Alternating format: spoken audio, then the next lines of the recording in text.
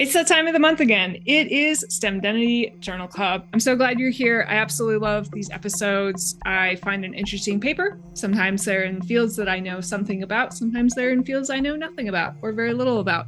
Today's is one that I know very little about, but I'm very excited about.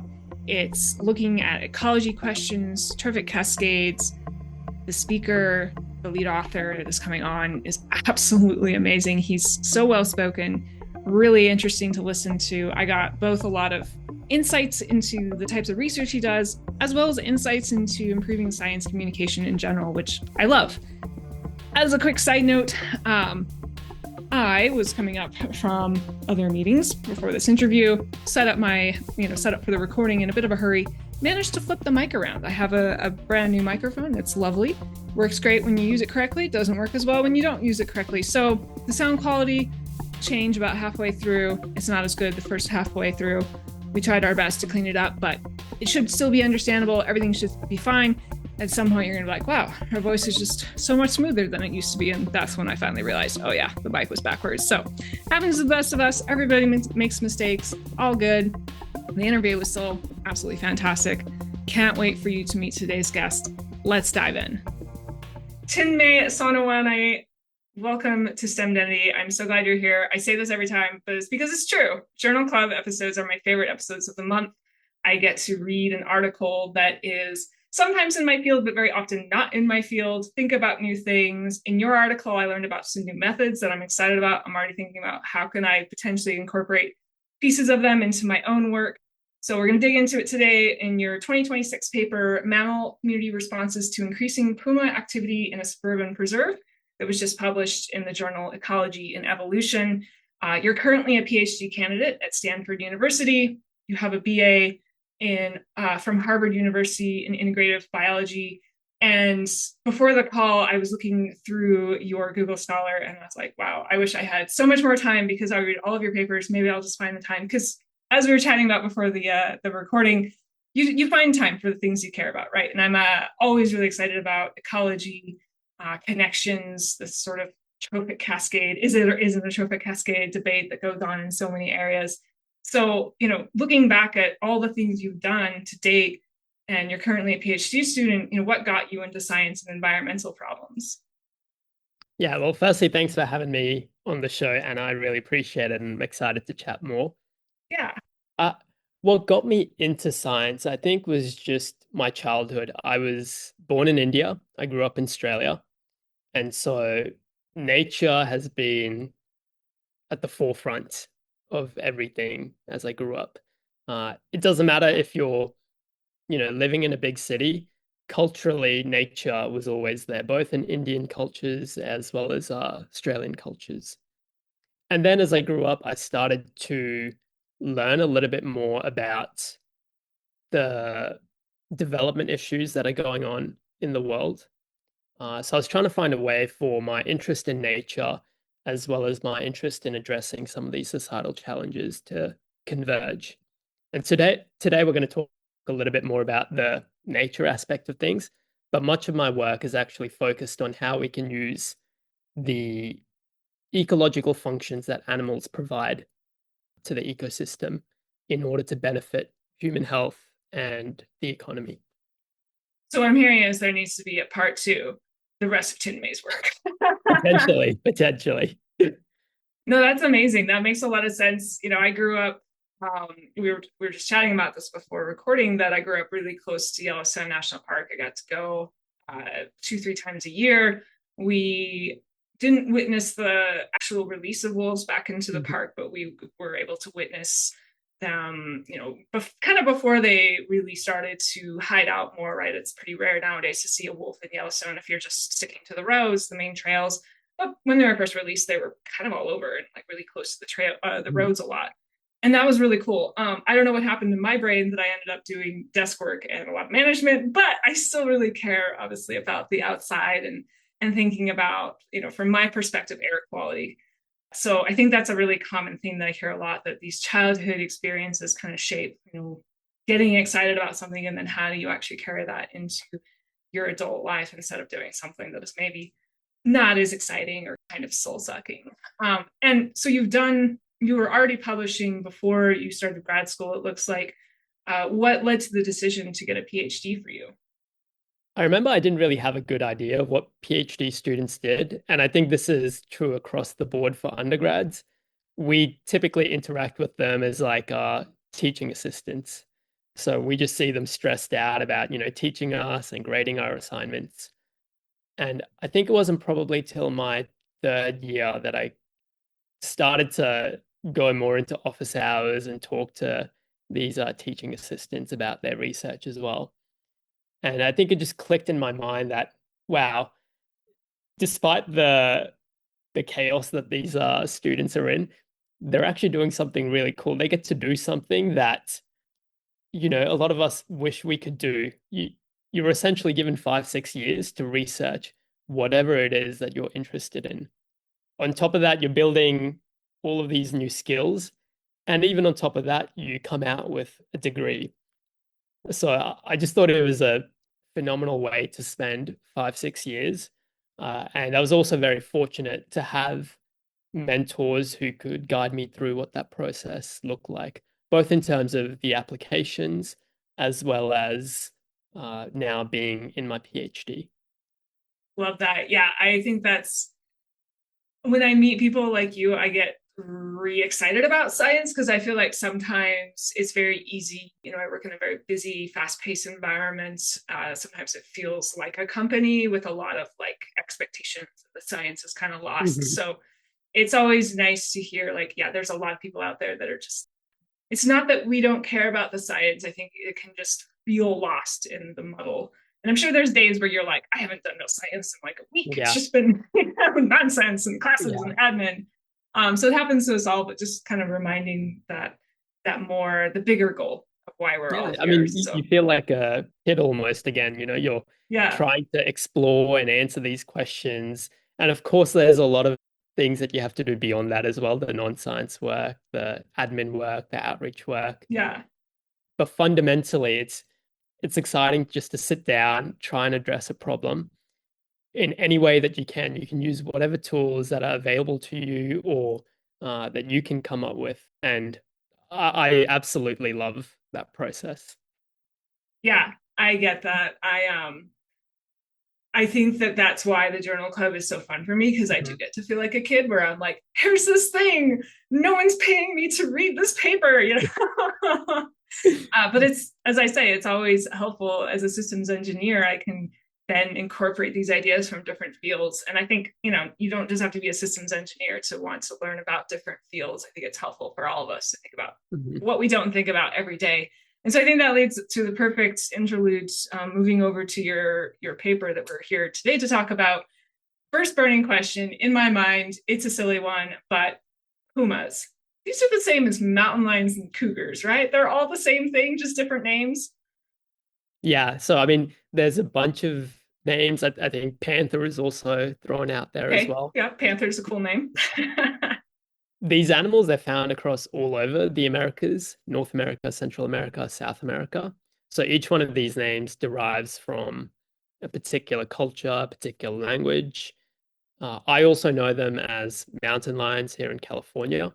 The reason we went with puma is two reasons.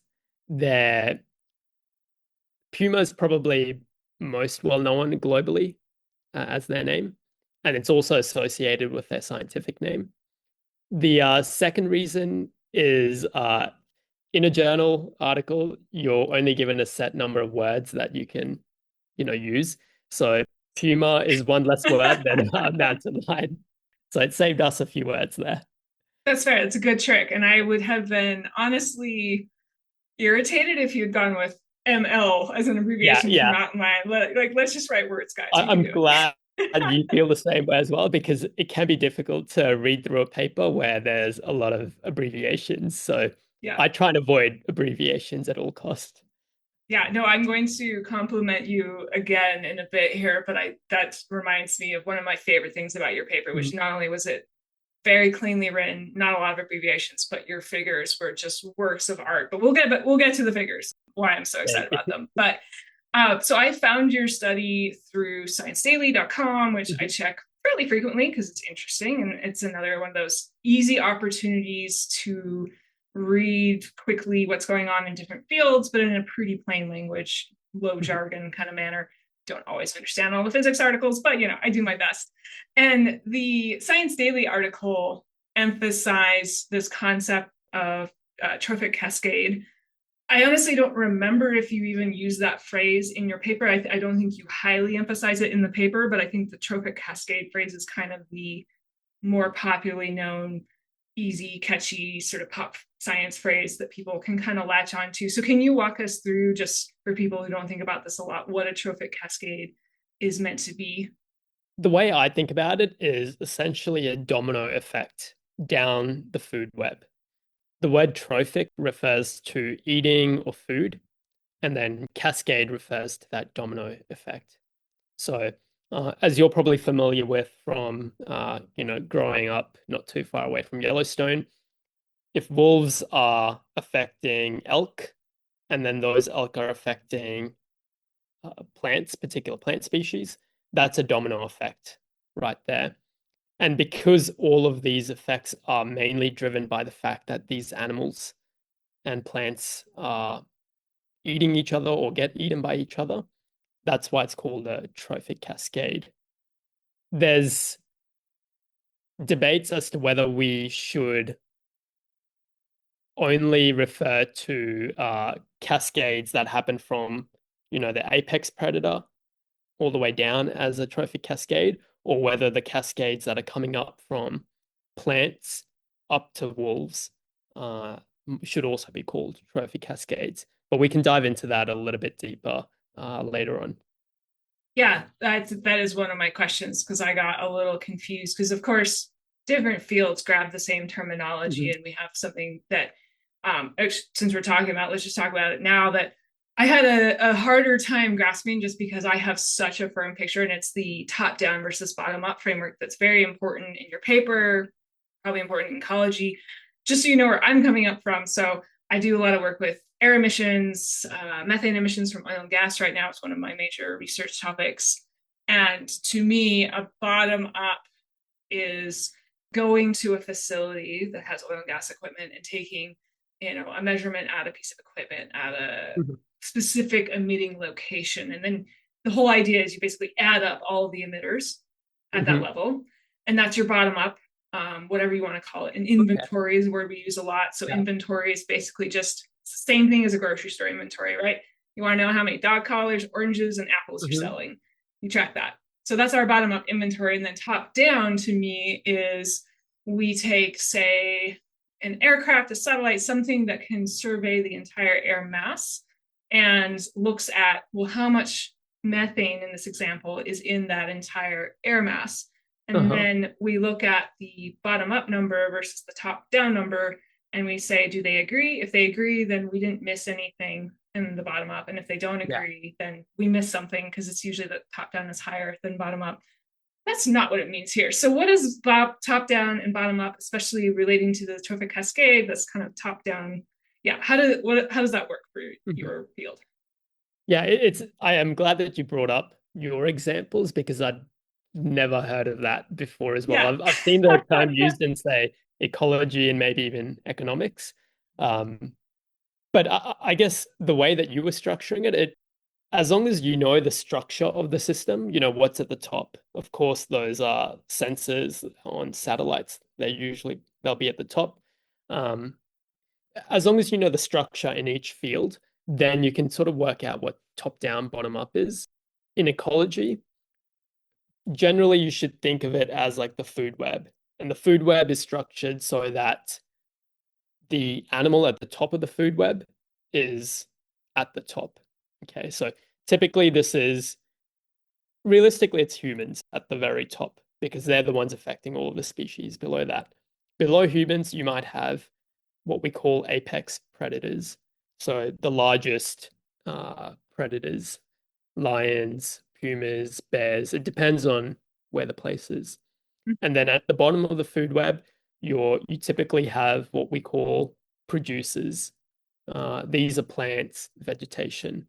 Okay, and then in between you might have herbivores, so animals that are eating the plants. Then you have animals that eat the herbivores, and so on. Okay.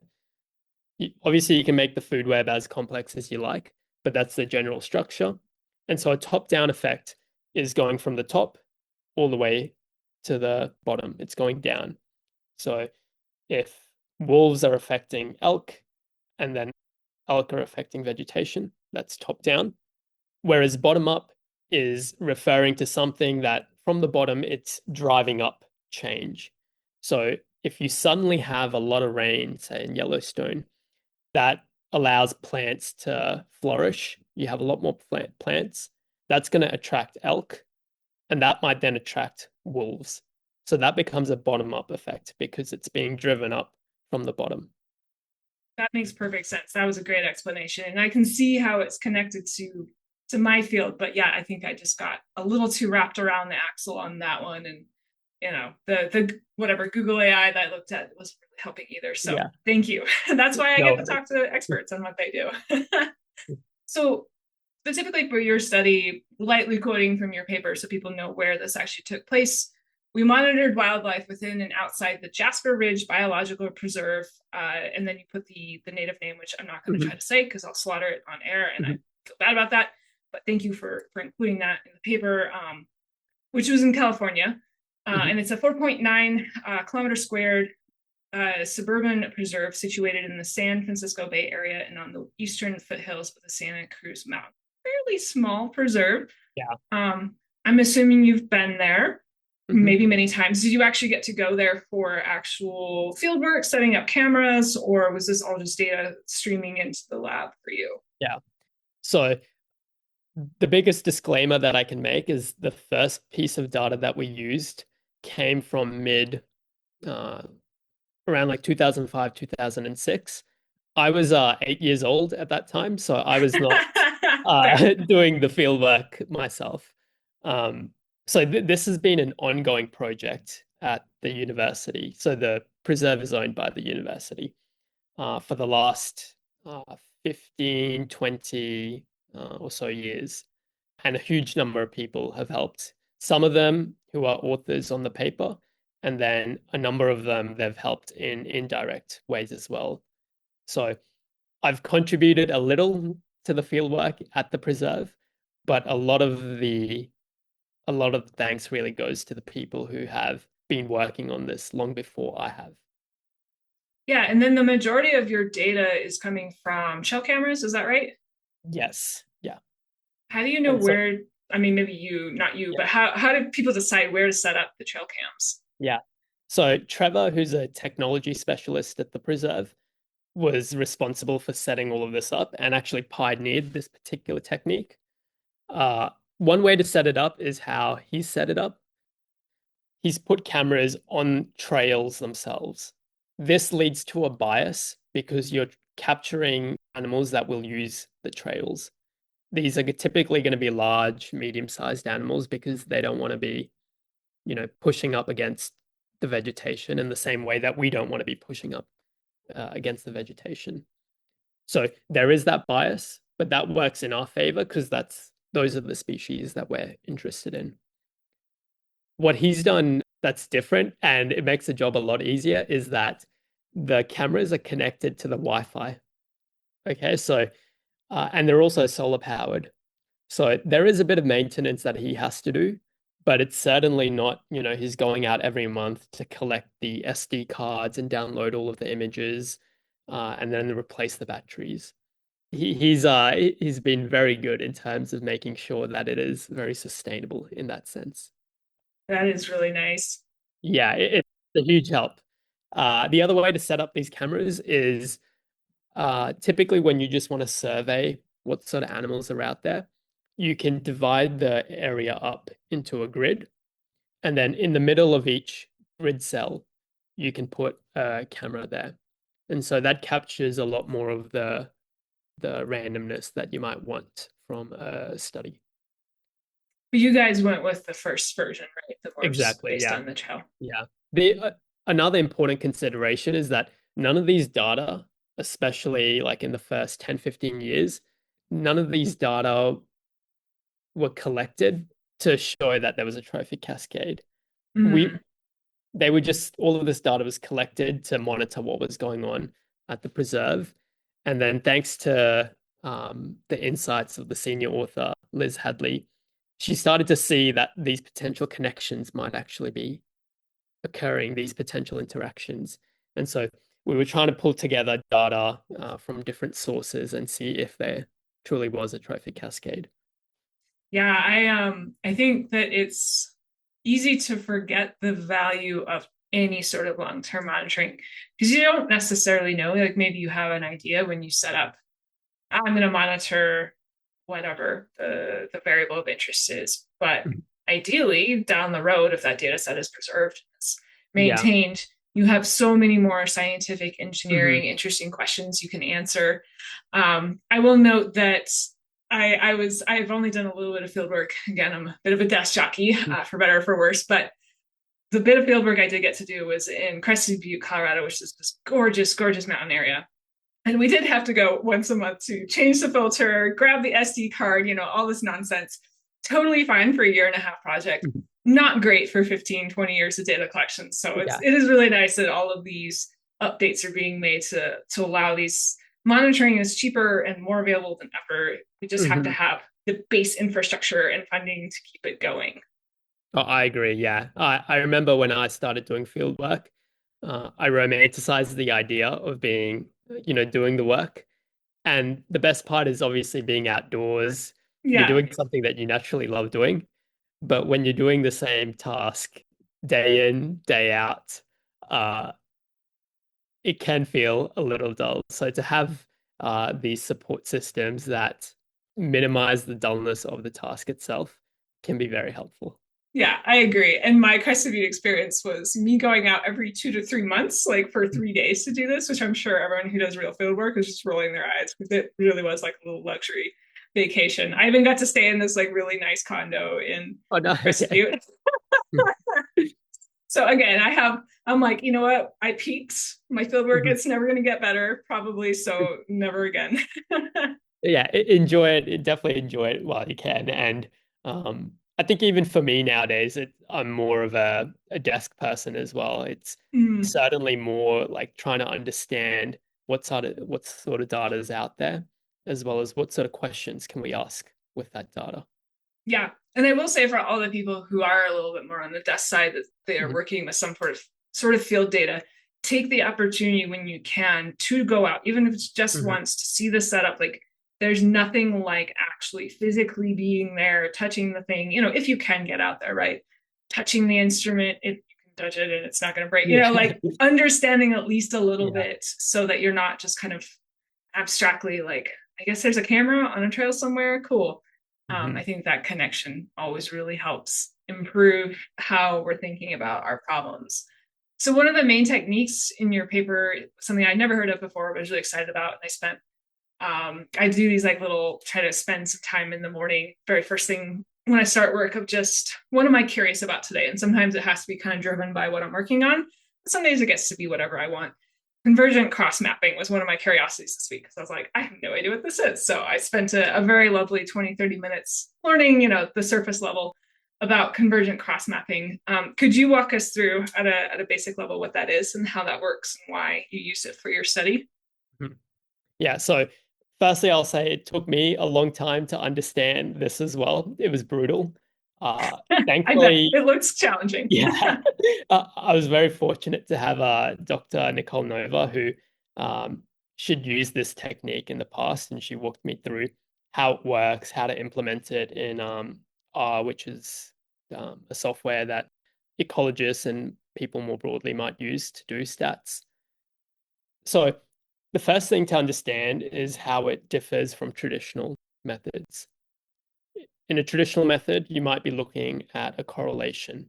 Okay, so if deer are increasing over time, and then pumas are also increasing over time, using correlation, we might conclude that it's the increase in deer, that's attracting the increase in puma activity. This has three major issues. The first one is, of course, deer and puma activity might be increasing for a unrelated reason to each other. So maybe we're in a desert and there's suddenly water there, and therefore both deer, pumas, and other animals are increasing in their activity. The second reason is that even if there is causation between the two animals, we can't inherently or mathematically tell what that direction of our causation is. Okay, so it might be the case that it's actually pumas that are increasing deer activity. Ecologically, that might happen because pumas might be eating another herbivore, which then benefits plants. And therefore, if there's more plants, deer might be getting attracted there. Okay, so it might be pumas who are indirectly driving the increase in deer activity. And the third reason is often it could be ecology specific, which is that data in ecology is very messy. There's often, you might not even see correlations between two species. And so convergent cross mapping helps us to find uh, causation, even if there might not necessarily be correlation. And it addresses the other two issues as well. So convergent cross mapping extends on traditional correlation methods. You take the time series of each of the species, and then you can plot it against each other.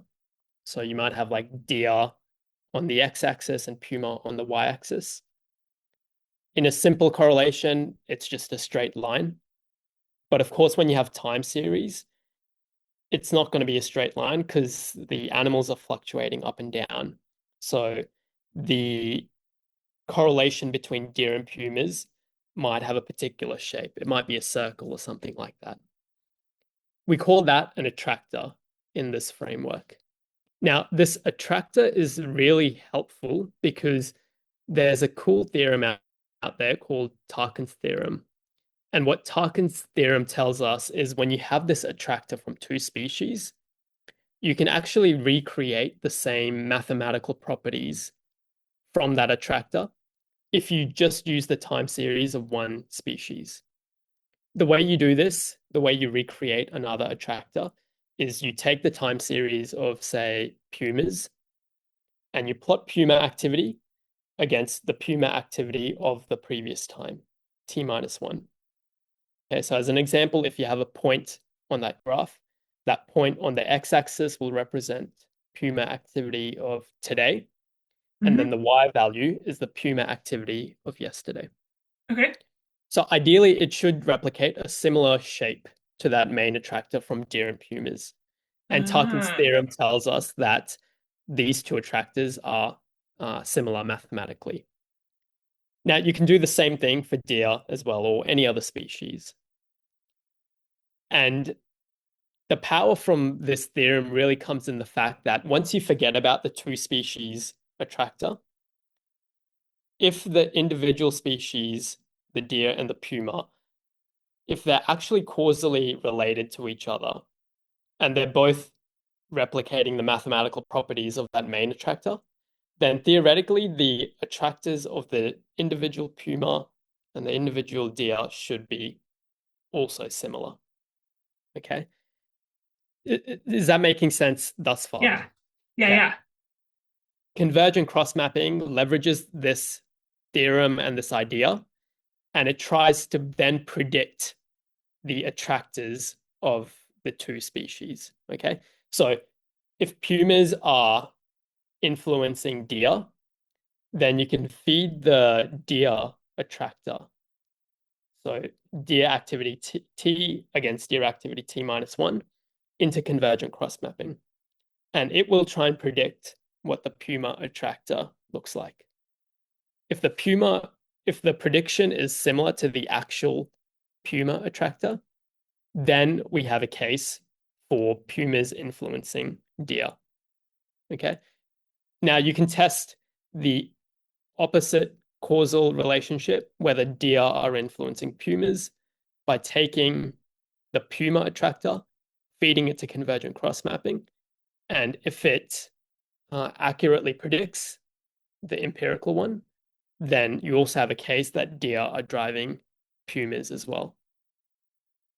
So Okay, let me so just repeat that to see if I'm following along here. So if the puma, it looks like the puma attractor, then mhm, pumas are influencing deer. yes. So if you take the deer attractor and are able to accurately predict the puma attractor, then it implies that pumas are influencing deer. Okay, so it's a little bit off. All right. Yes. Yeah, great. And then that works the other way around, right? As well. Yeah. Yeah. So you can test the direction of the relationship as well. And then if you see, I think you have a couple of these in your paper that if you see both, so Mhm. the puma and deer attractor and deer and puma attractor, they can influence each other, right? Yeah. So the cases that we've seen this is where they both appear to be strongly influencing each other. What the original technique suggests is that if you see this, it means that they're very tightly causally linked. Okay, and Hmm. that's why you're seeing causation in both directions. Now, there's a way to measure how accurate that prediction is.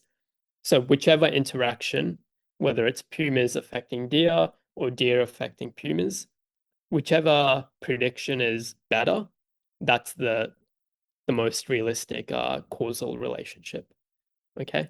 This makes sense in our case because at Jasper Ridge, pumas are mainly eating deer, and that's true across probably the Santa Cruz Mountains as well. So they're very dependent on deer. Um, we also see this with coyotes. Pumas and coyotes are influencing each other. Uh, the only real competitor that coyotes have, or that they'd truly be scared of, are going to be pumas. Hmm. So, for those reasons, we believe that they are very tightly linked to each other. That's super interesting. Well, one, if I was on your PhD committee, I'd be like, that's a pass from me. So you're going to do great on your Thank you. defense. But I might have to ask you really, to join my committee then. I would be honored. It is a complicated topic, and that was a really clean explanation. I think I muddied it up with my trying to follow along, but I'm sure if people listen to it once or twice, they get it. So, two, my second comment is, if you ever wanted to start a YouTube channel on explaining complicated ecology topics, I think you got the knack. Thank you, thank you. Add in a couple of I would, graphics, and it's good to go. yeah, I would encourage people to look up convergent cross mapping on YouTube. The Mm, original authors of this technique have put out uh, straightforward videos. They're like 1 to 2 minutes that explain this technique, and obviously there are figures that help you to follow along as well. got it. Yeah, I'll get some of those links from you afterwards and put them in the show Yeah, notes so people no worries. can learn more. So I gave a teaser on this, but we're to my favorite part of your paper, which is your figures. I am pulling up figure one so I can gaze upon its glory. Mhm, I get so annoyed at 98-ish% of scientific figures because they are busy and mhm, unreadable and confusing. And you did none of that. Your font size is large. Why is this a big deal, Anna? Well, not everyone has amazing eyesight. Many people like to grab a figure straight from their publication or someone else's publication, put it on a PowerPoint presentation, change nothing about it, and then assume people can read it from the back of the room, which is false. People can't read that. And then when there's a lot of data, it honestly sometimes feels like a bit of a look at me, not come with me, as people are mhm, trying to explain their scientific journey. So really, all of your figures in the paper are like this, and people, if you're listening along and you're not driving, like literally click on the link to the paper, pull up figure one, any figures, so you can see what I'm talking about because they're just so nice and clean. mhm. How did you get coaching around how to make really readable, compelling figures that aren't flashy and confusing? Again, just wonderful mentors who like my advisor, Rodolfo Dirzo. I think in my first year of the PhD, he was just like, make the text bigger. Yep. In the moment, I didn't understand it, but I did it anyways. Um, for figure two, where we display the convergent cross mapping results, initially, I think I had all 12 or so interactions between species. And one of the reviewers just said, focus on the trophic cascade interactions. Hmm. Okay. So the non-trophic cascade interactions might be things like when animals are competing with each other, bobcats and coyotes, for example. So they suggested just focus on the trophic cascade uh, interactions. I think the general principle that I now think about is that you're creating these figures not for yourself, but for other people. You already know the story, you already know the ins and outs. Uh, Now you're trying to communicate that to other people. And especially today, people don't have a lot of time. So you want them to be able to ideally just look at a figure and know the message of that figure. And so that involves, making sure that you have pictures if possible, making sure that you use colors where you want to attract attention, or use colors that pull a particular emotion. So if you have pink or red, people are going to think of that as maybe negative, whereas if you have green, people are going to think of that as a positive thing. So try and play on these sorts of things. Yeah, I think you do such a nice job. Thank you for listening to your advisor. He was right. I do give this advice, but somehow it seems to, it's probably because I'm not the best at giving. Here's two things to improve right now. I'm like, here's Mhm, 30 things. Think about it. So I think that's on me that I need to be a little more like, you know what? Number one, we're just going to work on font size. I'm going to let mhm, everything else go because it can be overwhelming to get too much advice. mhm. So thanks for helping me grow in the moment there No, as no, the I'm in the mentor. same boat as well. When I'm mentoring undergrad students, I'm also telling them to follow similar principles.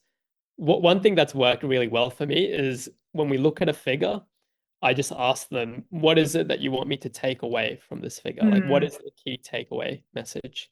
And then based on what they want me to understand in one sentence, we try and curate that figure so that I understand that message immediately as I see it the next time. That is excellent advice. I'm completely using that from here on. So thank you. I love it. All right. So your paper itself, you looked at two different types of interactions. You looked at Mhm, both animal interactions and then woody plant density and how that mhm, shifted over time. So starting with the animal interactions, you looked at several species. What were some key animal interactions that popped out of your analysis? Were there any surprises when you were working through this?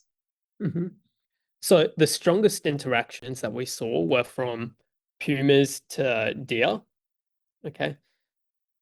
Pumas were influencing deer. And then pumas are mainly nocturnal. So as pumas started to use the preserve more frequently, deer were using the preserve less during those like nocturnal hours as well as sunrise, sunset hours. Okay, so they became more diurnal, more daytime species. Same thing with coyotes as well, from pumas to coyotes. And then when we look at what we say lower trophic levels, so like the indirect effects, the species closer to the bottom of the food web were less affected, or we just found less evidence, less strong evidence of those cascading interactions. That's something that we need to study further, and we've tried to put disclaimers on that these are provisional results or tentative interactions. But the fact that coyotes might be affecting gray foxes, which then affects the prey of gray foxes, rabbits. Those are also interactions that we're starting to see preliminary evidence for. Yeah, so that makes sense for the animals. I think, it's probably what you were expecting to see that strong puma to deer interaction. Mhm. Yeah. Again, like when we started this study out, like we weren't necessarily expecting to see any cascade, but it falls within our expectations as to what the ecological theory would tell us. And then for the woody plant interactions, I think you also saw the woody plant density change, and maybe just define what woody plant means to me, because I'm like, aren't most plants that are trees woody? I don't know. The easiest way I think about this is any plant that has like a actual woody stem to it. So, or if you want to think about it in negative terms, it's not grasses and similar species. Fair enough. Not a flower. Yeah. The reason we mainly look at woody plants is because they're easier to identify. And the deer are also eating a lot of woody plants as well. In ecology, when we're looking at a herbivore, we differentiate between a browser which is eating woody plants, and a grazer, which might be eating mainly grasses. So deer are typically browsers. That's why we were looking at woody plants. So to dig a little bit deeper into the woody plants, we the plants were surveyed in particular points across the preserve at three time points: 2006, 2015, and 2023, I believe. Okay, so another disclaimer here is that they were sampled very sparsely. But what we do see is a huge increase in the density of woody plants, in the number of woody plants across those years. So, how this fits in with the ecological story is that if mountain lions are coming back to the preserve and using it more often, this is scaring away the deer.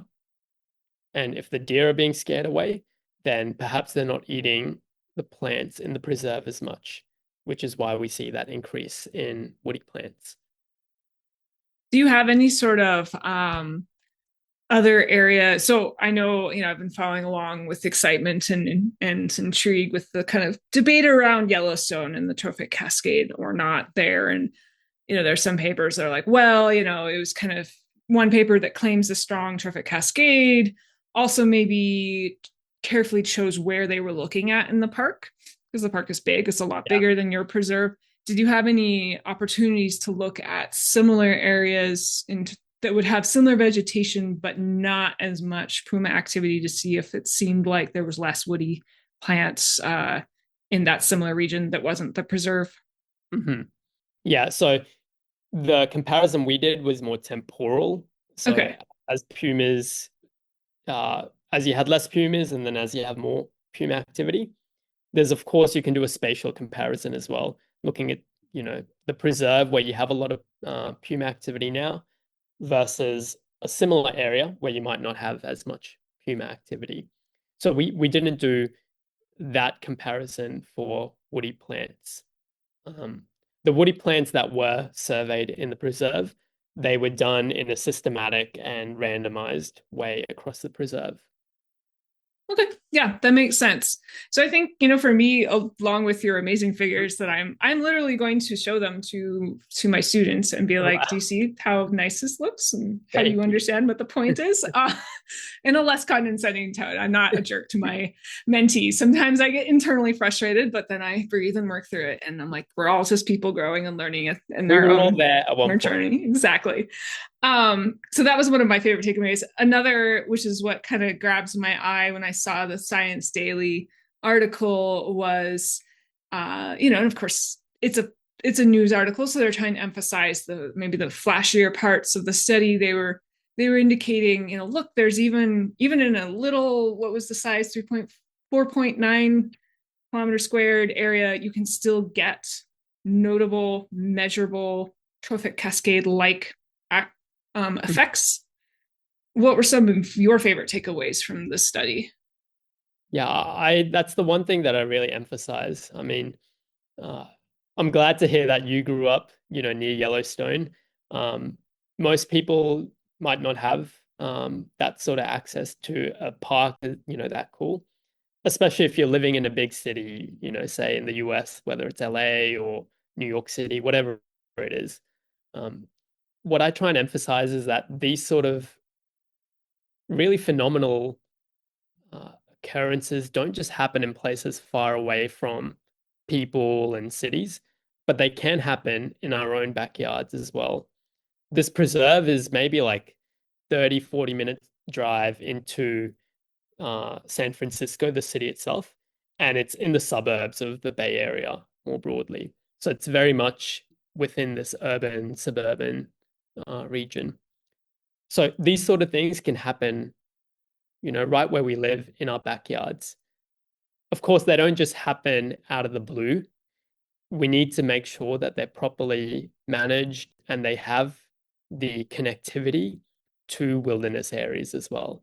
So we're fortunate that the preserve is connected to the Santa Cruz Mountains, which is a Mm. source for a lot of big wildlife, including mountain lions.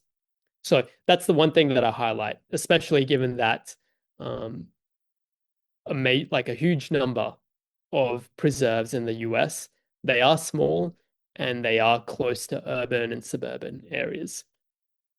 Yeah, I love that. There's I live in Fort Collins, Colorado, and we have a lot of intentional open space kind of scattered about, and a lot of it is next to the foothills. So just as you say, it has that access to further, Mhm. nature corridors. It's not just a park within, a vast city or anything. So yeah, this is great.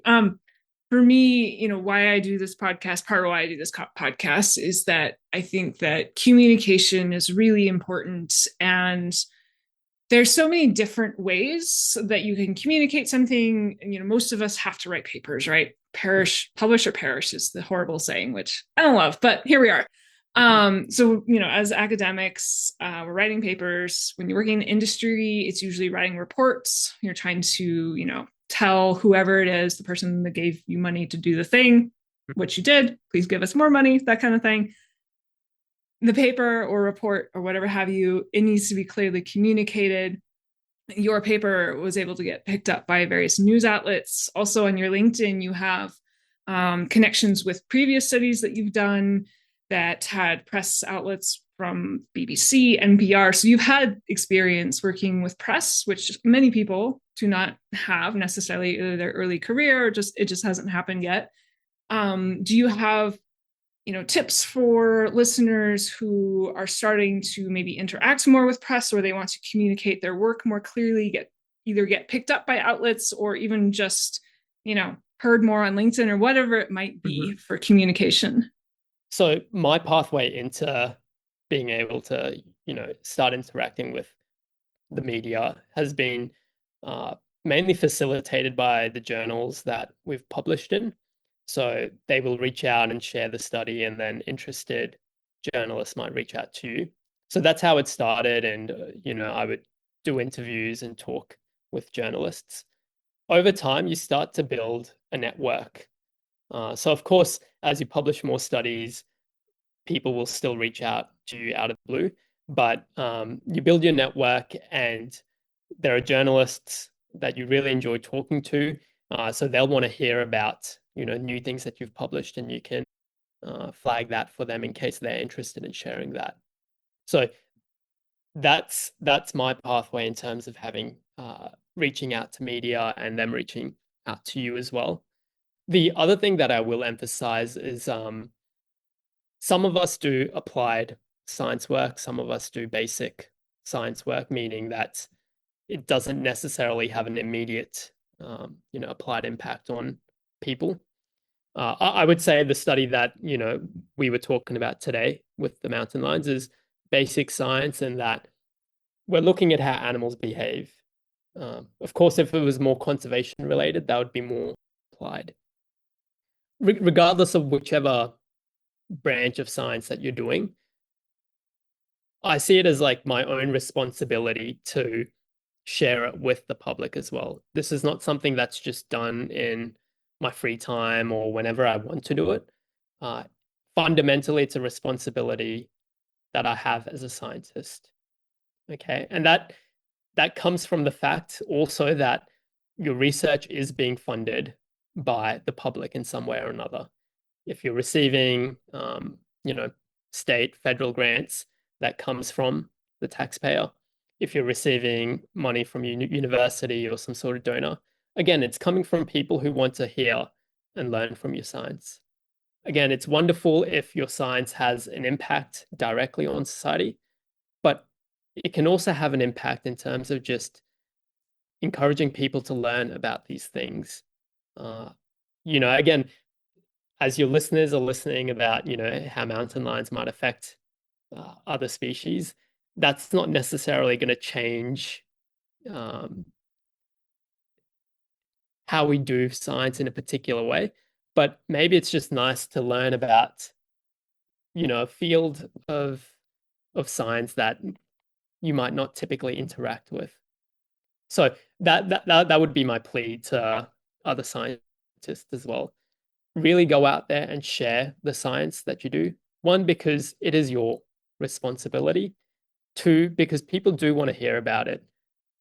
People get really excited when they learn about new things. And I know when I go back to, thinking about how I learned about science, a lot of that comes from listening to the radio or TV or meeting people in person and them sharing their science as well. So hopefully it's a way that we can also pass um, pass that on to future generations. That is such good advice, just across the board from building a network. And I hadn't even really thought of that. That of course, once you've got a good relationship with a journalist, they have to publish. Whether it's a daily, weekly, whatever their cadence is. If you're not telling them you've got something cool, they're going to find something else cool, right? So why not? Maybe it isn't quite the right paper in this cycle, but just keep reaching out and leveraging those contacts. I love the responsibility piece. I completely agree.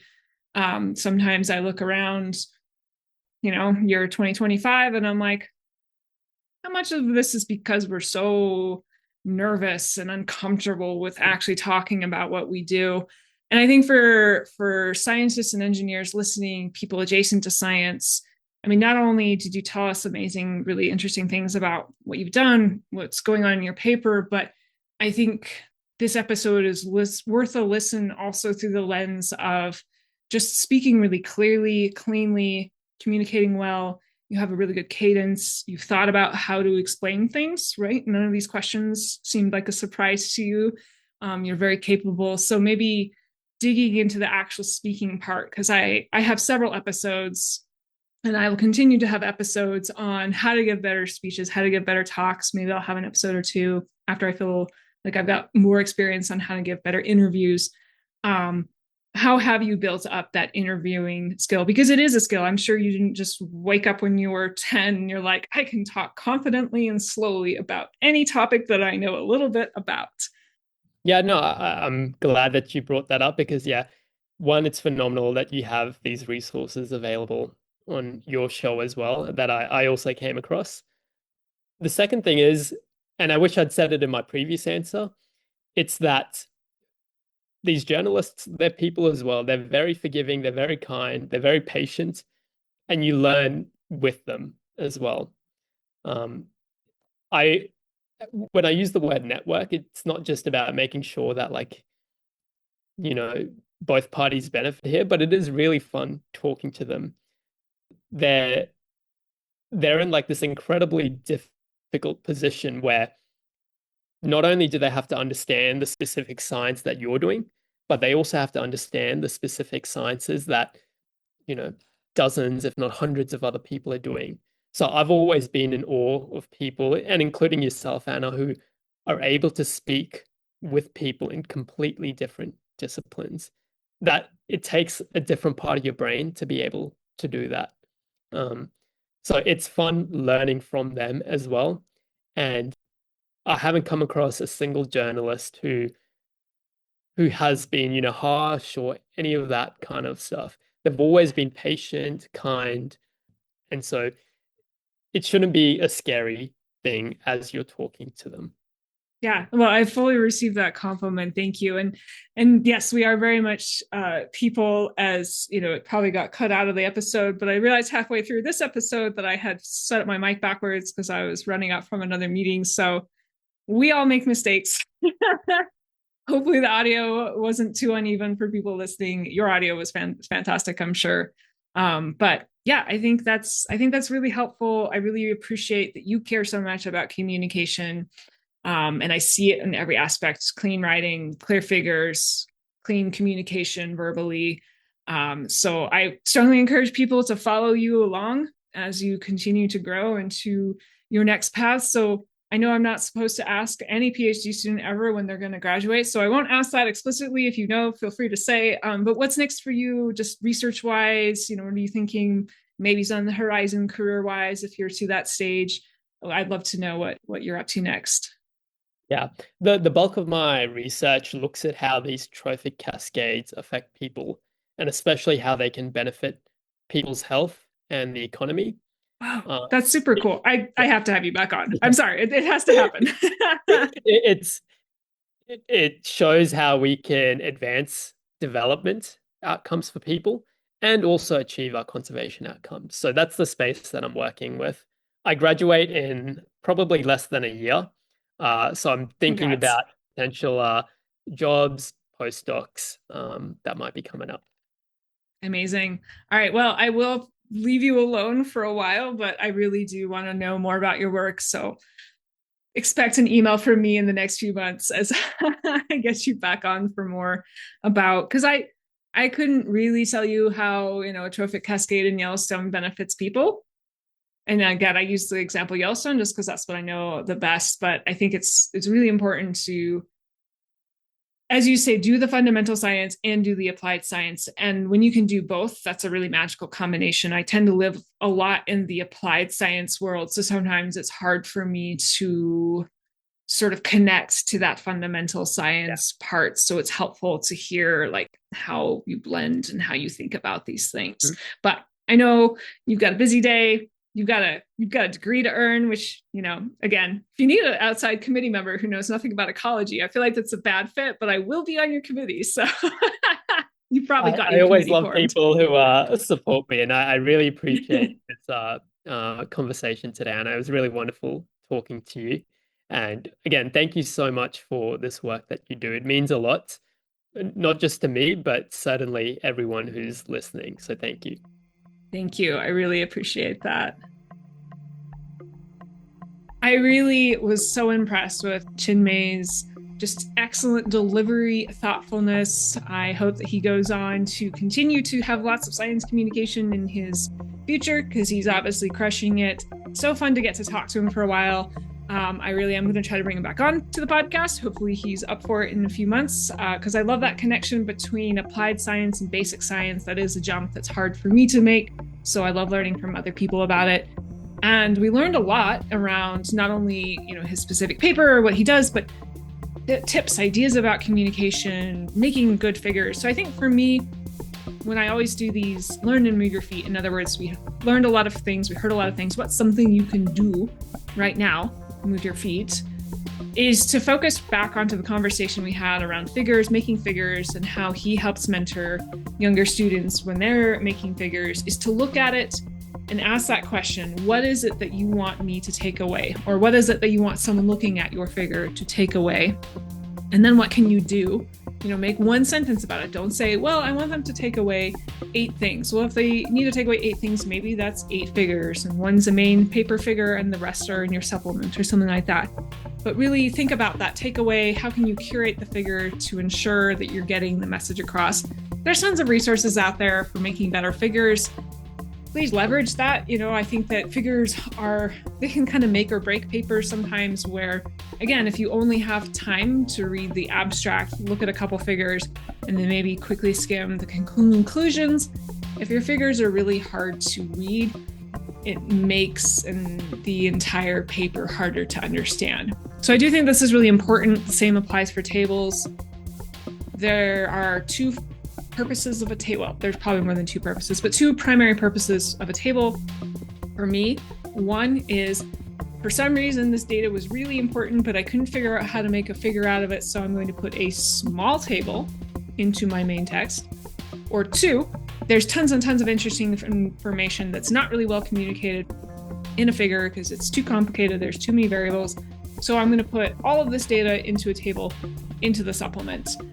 Again, what do you want the reader to take away, especially if it's going into your main text, because that's the main thing that people are going to look at. Same for reports, right? You have your report and then you have your appendix. Same deal. So loved all of the things we talked about. I was so grateful to have him on today.